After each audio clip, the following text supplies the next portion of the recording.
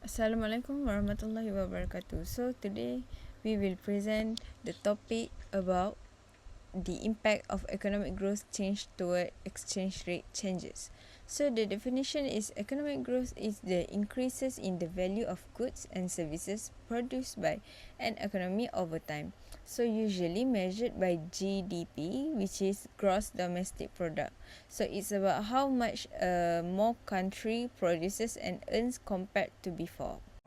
There are several important economic growth factors that influence the exchange rate. These include the first one is interest rate, inflation rate, trade balance, foreign direct investment, political stability, and the last one is productivity growth. Each of these factors can affect the demand and supply of the country currency in the foreign exchange rate. When demand for currency is increased, the currency will be appreciated. When demand fall or supply increase, the currency will be depreciated. How economic growth influence the exchange rate? The first one is interest rate. Interest rate represent the return earned by the investor from a saving or investing money in the country. This rate are usually influenced by the central bank such as Bank Negara Malaysia or the US Federal Reserve. When a country experiences strong economic growth, it often better offer investment opportunity and higher return. This can create what economists call the investment pool effect. Foreign investors move their fund into the growing economy, so they must purchase the local currency first, that increase the demand and causing the currency to appreciate. At the same time, strong growth often improve the export performance, creating a trade plus that further strain the currency. The second is inflation rate. What is inflation rate? Inflation is measured the rate at which the general price level of the good and service increase. Low and stable inflation is generally healthy as it supports steady economic growth and consumer confidence. However, high inflation can reduce purchasing power and make domestic goods more expensive relative to the foreign good.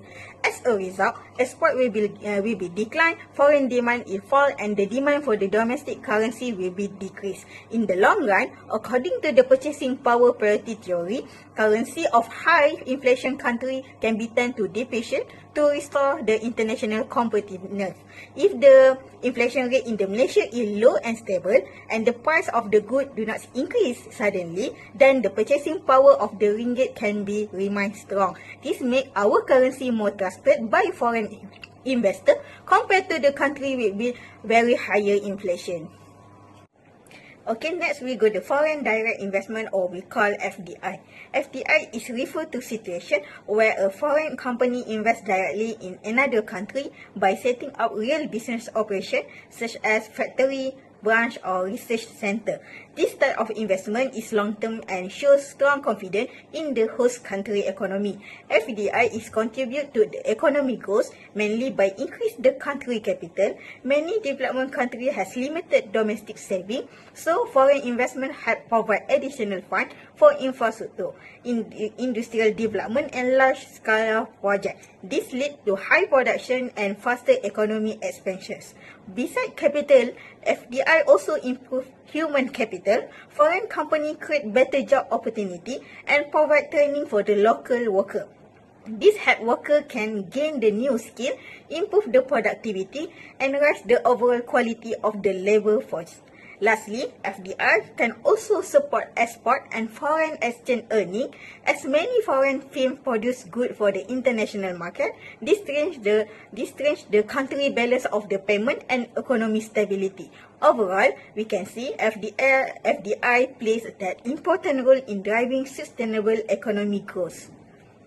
How foreign direct investment, or we call FDI, can affect Malaysia exchange rate, and more importantly, how this change influence our economy. Let us break it down clearly and simple. In this diagram, the vertical axis represent the exchange rate, while the horizontal show the quantity of domestic currency. In this case is the Malaysian ringgit. The two main forces at work here are demand and supply in the foreign exchange market. For the example, when the foreign investor decide to invest in Malaysia, like a building factories, opening office, or investing in the digital bank, they do not use a ringgit at the first.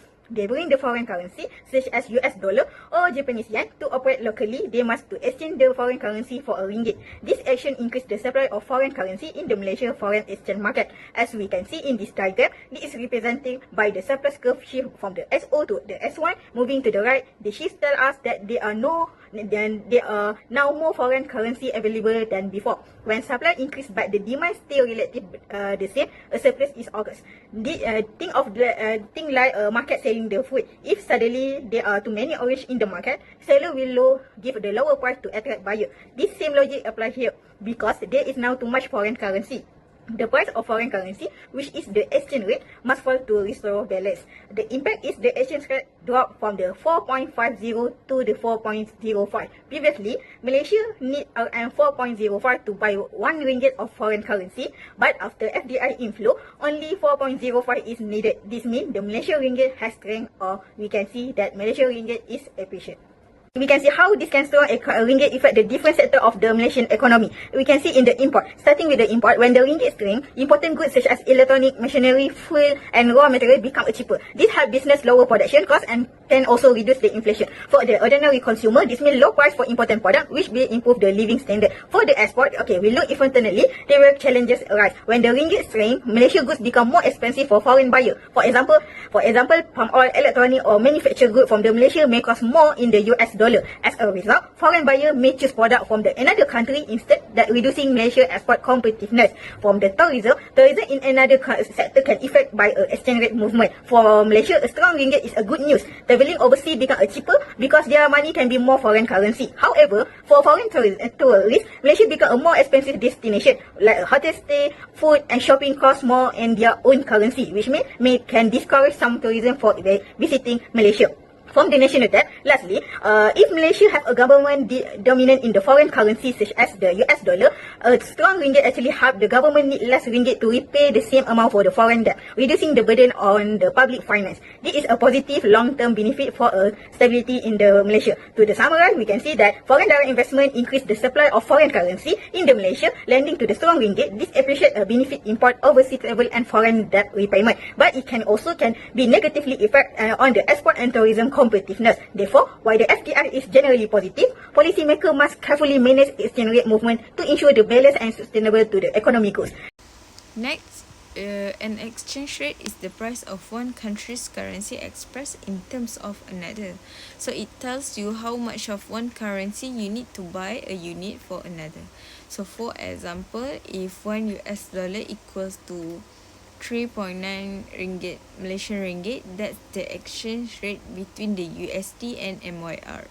So an exchange rate is the price of one country's currency expressed in terms of another. So it tells you how much of one currency you need to buy a unit of another. Next, the impact of economic and business performance. So first, employment generation. So when the business grow, they hire more workers. So this reduces unemployment and puts money into the hands of family. So when families has more income, so that they spend more in shop, restaurant and services. Second, innovation and productivity. So successful businesses invest in research and technology, and this make them more efficient, often creates entirely new industry. So think about how smartphone transform our life. So one innovation opened the door to millions of new jobs and opportunity worldwide. Last, tax contributions. So profitable businesses pay corporate taxes and governments use that money to build roads, schools and hospitals. So this investment improve our quality of life and make it easier for other businesses to grow, and creating a cycle of process. So when a business thrives, they don't just benefit themselves, but they lift out workers, community and the entire economy. Last but not least, in conclusion, economic growth change exert a significant impact on exchange rate movement. So strong growth tends to appreciate currencies by attracting investment, while weak growth often leads to depreciation due to reduced confidence. So exchange rate fluctuations then feed back into the economy, influencing trade balances, inflation and future growth prospects.